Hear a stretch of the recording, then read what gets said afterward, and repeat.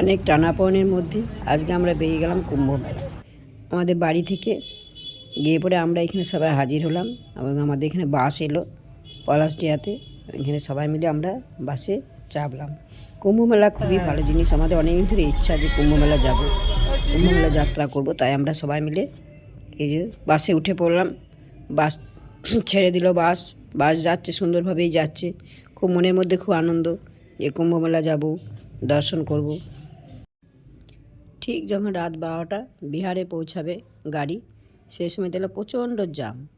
আপনার জামটা এখনই হয়তো ছেড়ে যাবে, কতক্ষণ আর থাকবে, কিন্তু সেই যে আটকে গেলাম রাত 12টা থেকে তার পরের দিনে বেলা 12টা পর্যন্ত গাড়ি এক ফোঁটা নড়েনি।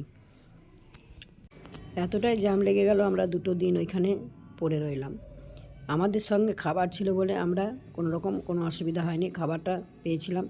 এই দোকানে এখানে গাড়ি এমনভাবে দাঁড়িয়ে আছে লাইন দিয়ে, মানে অন্ধকার হাই রোডের ওপরে, একটা ওভারব্রিজের উপরে, যেখানে কোনো দোকানপাট নেই, যেখানে কোনো জলের ব্যবস্থা নেই, যেখানে কোনো বাথরুমের ব্যবস্থা নেই। সারা রাত যখন বসে থাকার পর সবারই মন ভেঙে গেল, মনে আনন্দটাই যেন চলে গেল যে আমরা কী করে পৌঁছাবো প্রয়াগরাজে। বেলা 12টার সময় তারপরের দিনে যে গাড়ি ছাড়লো, সে গরু গাড়ির মতো যাচ্ছে, একটু যাচ্ছে থামছে, একটু যাচ্ছে থামছে, অধৈর্য। মানে বাসে ভালো করে বসে থাকা যাচ্ছে না, ঠিক মতো করে কোনো কিছুই করা যাচ্ছে না। রাতেরবেলায় অন্ধকারে শুধু লাইট দেখা যাচ্ছে, বাসে কয়েকটা ছোট ছোট গাড়ি, বড় গাড়ি ভর্তি পুরো। 144 বছর পরে যে যোগটা ছিল, আমরা এই যোগটা পাওয়ার জন্য সত্যি খুব আগ্রহী ছিলাম, এসেছিলাম, কিন্তু আমাদের সত্যি ভাগ্যের খুব দুর্ভাগ্য আমাদের, আমরা সঠিক সময় মতন পৌঁছাতে পারিনি। আমরা 24 ঘন্টায় 3 কিলোমিটার জ্যামে অতিক্রম করেছি। 24 ঘন্টায় 3 কিলোমিটার। বন্ধুরা, তোমাদের পিসিমা চ্যানেল থেকে বলছি যে এই 144 বছর পর যে কুম্ভ লেগেছে বলে সবাই মানে হিরিক করে চলে আসেন না। কুম্ভ আসার একটাই আমি ব্যাপারটা বলছি, সব থেকে সাবধানতার ব্যাপার বলছি। প্রচণ্ড যদি যোগে তো আসবেনই না, এখন 3টে যোগ আছে, তো এই যোগে যদি আসেন তাহলে কী পরিমাণে যে কষ্ট হবে সেটা আমরা সাপোর্ট করছি, আমরা বুঝছি। প্রচণ্ড কষ্ট। বাস আমাদের 3 দিন দাঁড়িয়ে ছিল বিহার থেকে এক পাও বাস এগোতে পারে না। ভাগ্যবলা আমাদের কাছে খাবার দাবার ছিল, তাই আমরা কোনোরকম করে মানে জীবনটা বেঁচেছে আর কি সবারই। কিন্তু যাদের খাবার দাবার ছিল না তাদের প্রচণ্ড রকম কষ্ট হয়েছে, তারা না খেয়ে না এ করে খুব কষ্টের মধ্যে দিয়ে তারপরে গেছে। এবং এতটাই ভিড়, যদি কারো শরীরে ক্ষমতা থাকে তবেই একমাত্র কুম্ভে চান করতে আসবো, এটা মনোভাবনা করবেন। হাঁটা, প্রচুর হাঁটা। বৃদ্ধ মা বাবা কখনোই নিয়ে আসবেন না, যদি মানে মনোবল যদি খুব থাকে তবেই নিয়ে আসা দরকার। আর যোগে যদি আসেন তো বৃদ্ধ মা দিয়ে কখনো বা ছোটো বাচ্চাদের কখনোই আনবেন না, কারণ প্রচণ্ড কষ্ট। এটা আমার মানে অভিজ্ঞতা থেকে আমি বলছি যে আমরা যে কী পরিমাণে কষ্ট পেলাম। তবে একটা জিনিস ভালো হয়েছে যে আমরা 3 দিন যে যোগে আটকে গেছিলাম, মানে যোগে আমরা চান করতে পারিনি, আমরা আটকে গেছিলাম, তার জন্য আমাদের দুঃখ নাই। যদি আমরা সেই টাইমে যদি আমরা পৌঁছাতাম গিয়ে, তাহলে আমাদের হয়তো ক্ষতি হয়ে যেত। তো আমরা পরে 3 দিন কষ্ট করে গেলেও আমরা চানটা ভালোভাবে হয়েছে, মানে ফাঁকার মধ্যে ছিল, পরে ভিড় হয়েছিল, কিন্তু আপনাদের বারবার সাধারণত একটা কাজ, যদি আসেন খাবার, জল এবং খাবার সাথে মজুত করে তবেই আসবে। খুবই ভালো জিনিস, আমাদের খুব আনন্দের বিষয়। এই দেখেন এরা সব বোলপুর থেকে এসছে, আমরা এসছি দুর্গাপুর থেকে।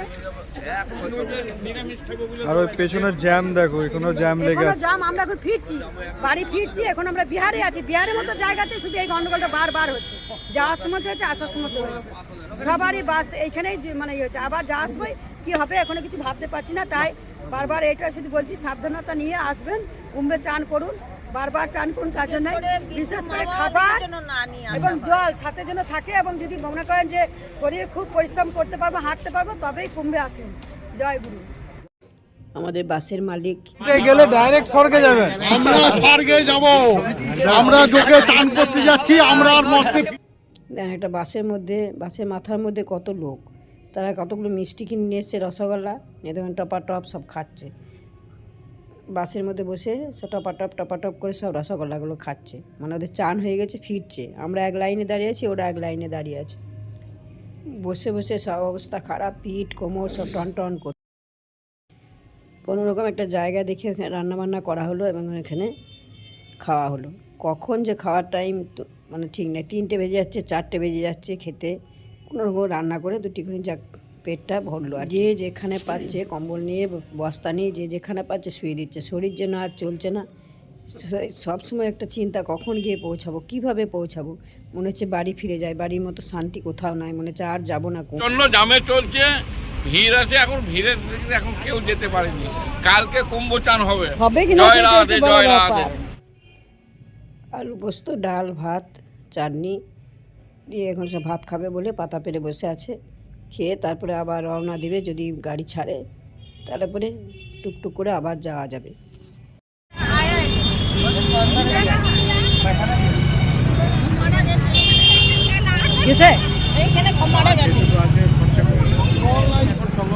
না না, ওরা কি বলে, ওদের কথা কেন শুনতে যাবো আমরা?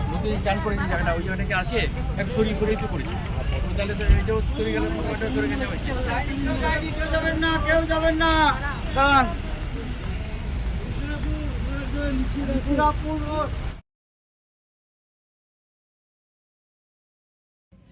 3 দিন জ্যামের পরে আমরা অনেক কষ্ট করে প্রয়াগে পৌঁছালাম।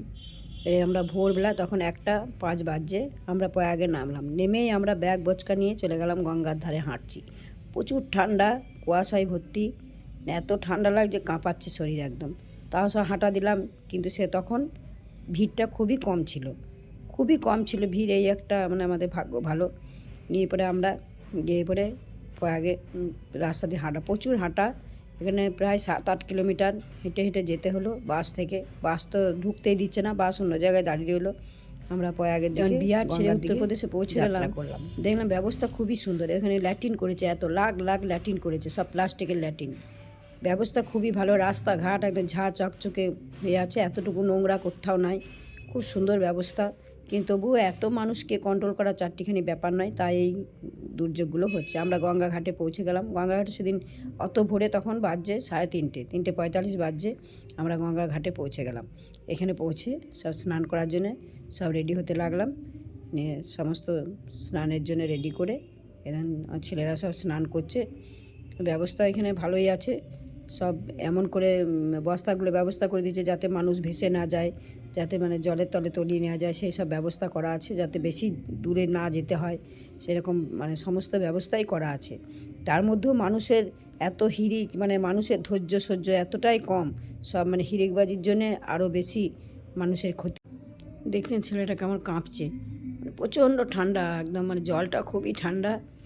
আমরা স্নান সেরে বাড়ির দিকে রওনা হলাম। সাধুসঙ্গ আমাদের সেরকম কপালে জুটেনি, কারণ অত ভোরে সাধুসঙ্গদের আগড়াগুলো খোলা ছিল না। আমরা 5টার মধ্যেই বেরিয়ে পড়লাম ওইখান থেকে, ফাঁকা ফাঁকা ছিল বলে। তারপরে এতটাই জাম লেগেছিল যে মানে প্রচুর, মানে যখন ফিরে আসছি তখন প্রচুর লোকের সংখ্যা বেড়ে গেল, এবং দলে দলে দলে দলে লোক, ঝাঁকে ঝাঁকে লোক এসছে। এবং বেলা 8টা নাগাদ শুনলাম যে ওখানে এতটাই মানে জ্যাম লেগে গেছিলো যে পুলিশ নাকি কন্ট্রোল করতে পারছিল না, প্রচুর ভিড় হয়েছিল। যাক আমরা বেরিয়ে গেছিলাম, কোনো অসুবিধা হয়নি। আমরা টুকটুক করে এসে পরে আমরা বাসের কাছে এসে দাঁড়ালাম। মল্লারপুর থেকে এক ভাই উঠেছিল, তার তীর্থ পোলট্রি প্রতিষ্ঠান, তো তার এইখানে একটা দোকান আছে, সেখানে এই জিনিসগুলি পাওয়া যায়। তা যদি আপনাদের দরকার লাগে তো অতি অবশ্যই এই নাম্বারটায় ফোন করবেন। আমি বীরভূম জেলার মল্লারপুর থেকে এসছি, আমি প্রয়াগরাজের উদ্দেশ্যে আমি গেছিলাম। যাই হোক, কম বেশি অভিজ্ঞতা আমাদের সবারই হয়েছে। সবশেষে একটাই কথা বলবো, দেখুন, একটা ভালোর পিছনে একটা খারাপ থাকবে, খারাপের পিছনে একটা ভালো থাকবে, ঠিক আছে? এটা নিয়ে কোনো অসুবিধা কিছু নেই। এবার একটা মানে ধর্মের জায়গায় গেলে একটু অসুবিধার মধ্যে পড়তে হবে, তার জন্য আপনাকে একটু অ্যালার্ট থাকতে হবে। আপনারা যারা আসতে চাইছেন এখানে, তারা আপনারা অবশ্যই জলের ব্যবস্থাটা একটু মানে করবেন, ঠিক আছে? খাবারগুলো, শুকনো খাবার যতটা পারবেন আপনারা ক্যারি করে নিয়ে আসবেন। এটা হলে আপনাদের মানে সফল হবে আর কি এটা যাত্রাটা। আর সবশেষে একটাই কথা বলবো, উত্তরপ্রদেশ সরকার এটার জন্য যা করেছে, এটার জন্য আমরা স্যালুট করি, ঠিক আছে? এবং যাক, স্নান সেরে আমাদের বাড়ির পথে আমরা রওনা হলাম। সবারই মুখে খুব হাসি। যাক, বাড়িতে পৌঁছলাম, বাড়ির মতো শান্তি কোথাও। সেখানে মনে হচ্ছে বাড়িটাই বলে যে স্বর্গ। কুম্ভমেলা কি হলো, কেমন রাধে রাধে বলা, রাধে রাধে, হর হর মহাদেব। সব নিজে নিজের জায়গা আসাতে সবাই নিজে নিজের জায়গাতে ব্যাগ বচকা নিয়ে নেমে গেল। বাড়ির পথে আমরা চলে এসেছি। এরা যাবে অনেক দূর, আমরা পলাশডাতে নেমে গেলাম। যাক, তীর্থযাত্রা মোটামুটি ভালোই হলো, কষ্টের মধ্যে থেকেও একটু শান্তি হলো। যাক, প্রয়াগরাজ যে পৌঁছাতে তো পেরেছি, এবং গঙ্গা দর্শন করে গঙ্গার জল নিয়ে আসতে পেরেছি, খুবই নিজেকে খুব পবিত্র লাগছে এবং মনে হচ্ছে সত্যি যারা স্নান করেছে তারা যখন স্নান করে উঠে মনে হচ্ছে যেন একটা আলাদাই শান্তি, আলাদাই প্রশান্তি মনের মধ্যে। তবে নিজের বাড়ির মতো শান্তি কোথাও নেই।